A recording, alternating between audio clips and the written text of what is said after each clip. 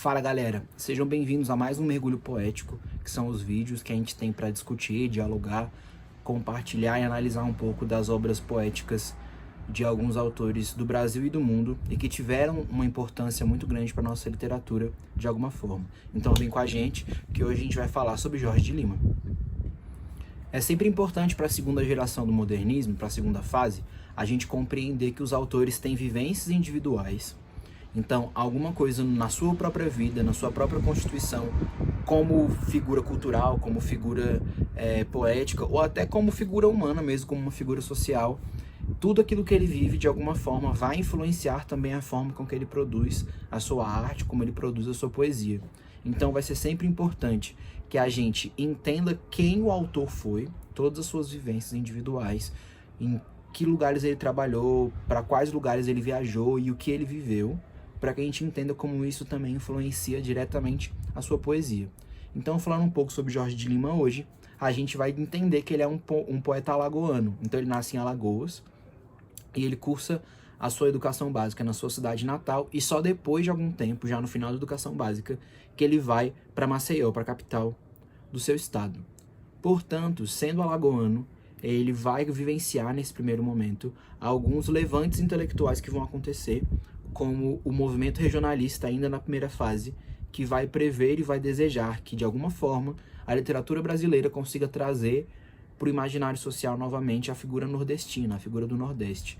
Então, o Jorge de Lima vai viver, ele vai crescer, ele vai estudar, e ele vai entender o mundo e a poesia com essa necessidade de trazer para o ambiente social essa figura nordestina de volta. Isso vai ser muito importante para o ato poético que ele desenvolve depois. Continuando sobre a vida dele, o Jorge de Lima vai terminar a educação básica em Maceió e ele vai para Salvador, onde ele cursa medicina. Ele se forma em medicina e ele nunca vai parar de clinicar. Então ele vai com todas as suas atribuições posteriores, elas sempre vão acontecer paralelamente ao seu serviço como médico.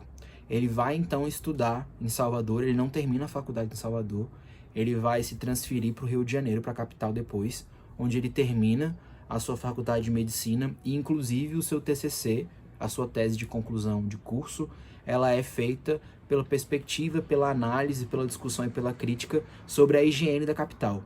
Então, o Jorge de Lima ele tem também essa visão social muito presente, muito forte.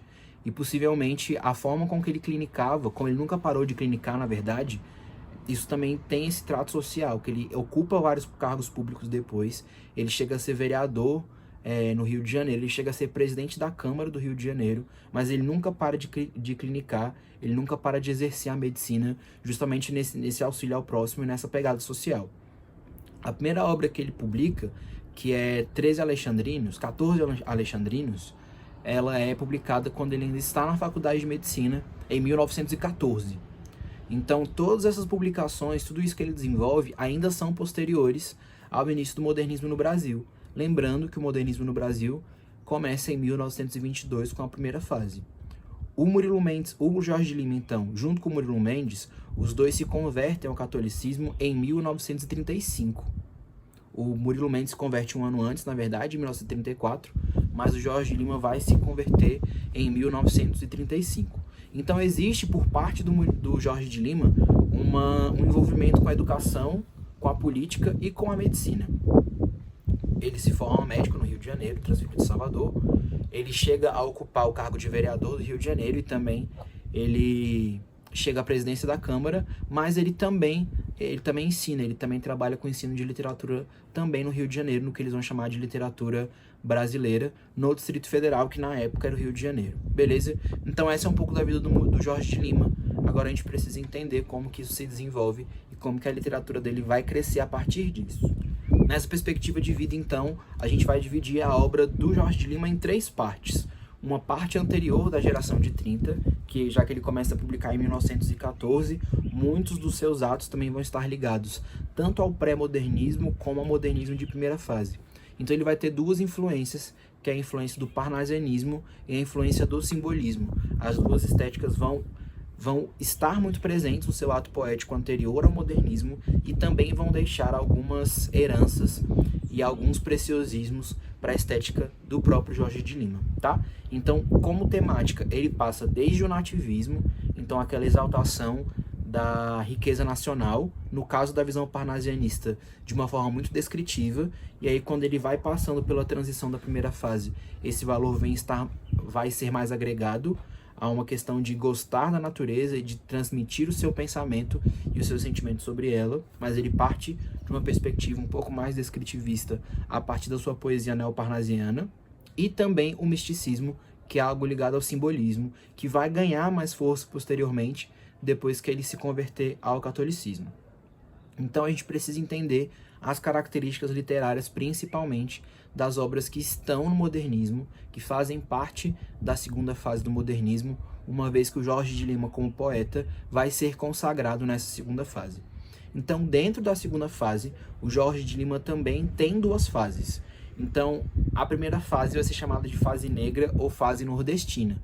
Como ele é alagoano e ele viveu nessa perspectiva de exaltar as riquezas nordestinas, ele cursou faculdade no mesmo momento que alguns universitários e alguns intelectuais começavam a desenvolver esse processo, que seria levantado, né, a questão seria levantada no Congresso Nordestino, que vai dar origem ao movimento regionalista, e posteriormente ele leva esse pensamento regionalista para o Rio de Janeiro. Essa primeira fase vai ser chamada de fase negra ou fase nordestina.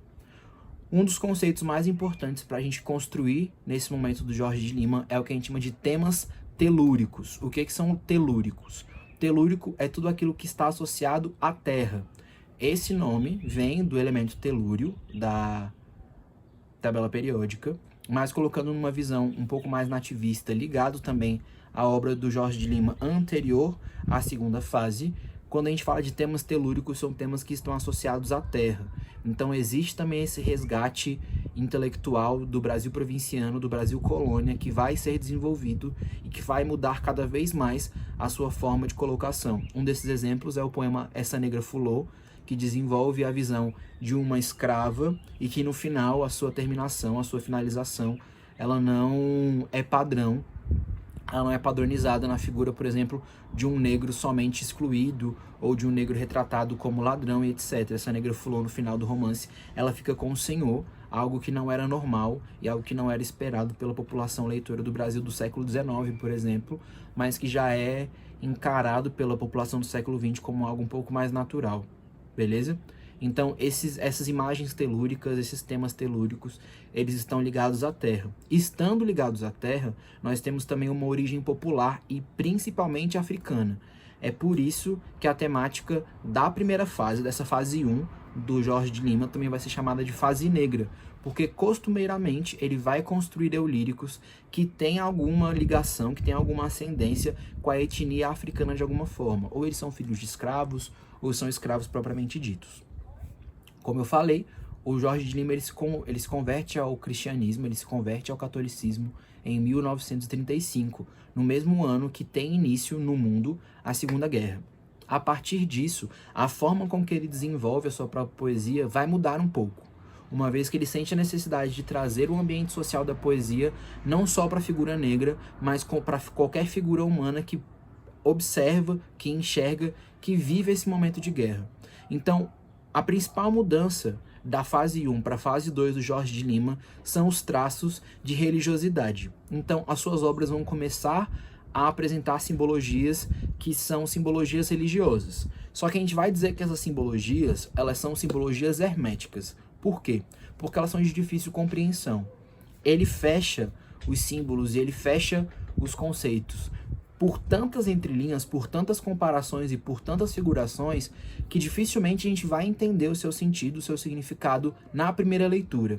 Então essa simbologia hermética, essa simbologia que ela é guardada, ela está muito, muito oculta, e o sentido, a sensação do poema, ela demora muito para ser compreendida, e ela demora muito para alcançar o próprio leitor. Então, ao final da leitura de um poema do Jorge de Lima, se é um leitor desavisado, se é um leitor que não tem contato ou não tem consistência na leitura, dificilmente vai chegar a um entendimento pleno. Então vai necessitar que volte a leitura mais uma vez, e que compreenda e que vá abrindo as camadas de sentido que são compostas pelo Jorge de Lima nesse momento. Então essa linguagem hermética, ela vai utilizar muitas alegorias. Então eles vão construir imagens ele vai construir imagens, ele vai construir símbolos que trazem essa carga de sentido. E, logicamente, essa carga de sentido ela é atemporal. Então, nós lermos um poema do Jorge de Lima hoje traz um conceito, traz uma carga semântica que é muito parecida com aquilo que também foi construído lá na geração de 30, a partir de 35, que é quando essa segunda fase tem início no ato poético do Jorge de Lima. Então, ter contato com essa obra, ter contato com essas produções hoje, não tem perda de significado nenhum, apesar do contexto histórico-social ser diferente, porque ele trabalha com essa atemporalidade. De uma forma muito clara, o Jorge de Lima vai utilizar muitos paradoxos e muitas antíteses nos seus poemas, justamente para que a contrariedade beire um sentido de alucinação, como se o eu lírico estivesse embriagado, inebriado por um sonho, por exemplo. Então, essa construção simbólica, essa construção onírica através da linguagem dos sonhos, vai construir essa forma de trazer uma associação de ideias um pouco mais complexas do que foram as da primeira fase, por exemplo, que eram mais abertas e mais objetivas. Então, o seu processo de composição ele é muito individual, ele é muito pontual. Quase sempre a gente vai ter um ato rapsódico. O que isso significa? Ele vai atribuir, além da simbologia hermética, além da linguagem onírica, ele também vai atribuir lendas que são próprias do povo brasileiro. Essas lendas podem ser pequenas ou elas podem ser grandiosas, mas eu sempre tenho esse ato rapsódico, eu sempre tenho essa figuração de lendas que podem ser de caráter cristão, inclusive com a presença de anjos. Essa composição rapsódica de lendas ela vai atribuir novos significados para a própria literatura do Jorge de Lima.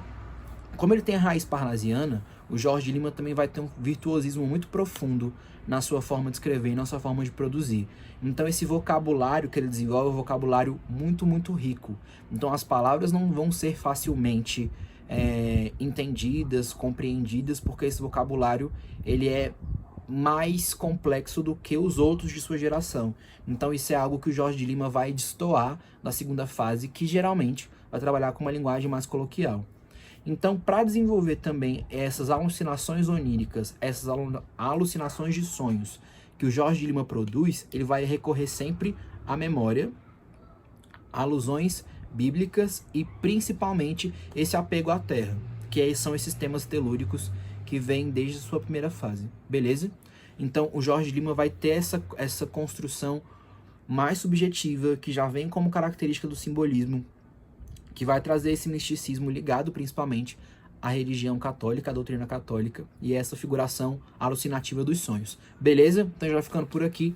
A gente falou um pouco sobre Jorge de Lima hoje. Tenham contato com seus poemas, tenham contato com suas obras. Nós teremos vídeos depois que vão destrinchar melhor esse momento da literatura, mas esse é o nosso Jorge de Lima. Muito obrigado pelo mergulho, valeu, tamo junto.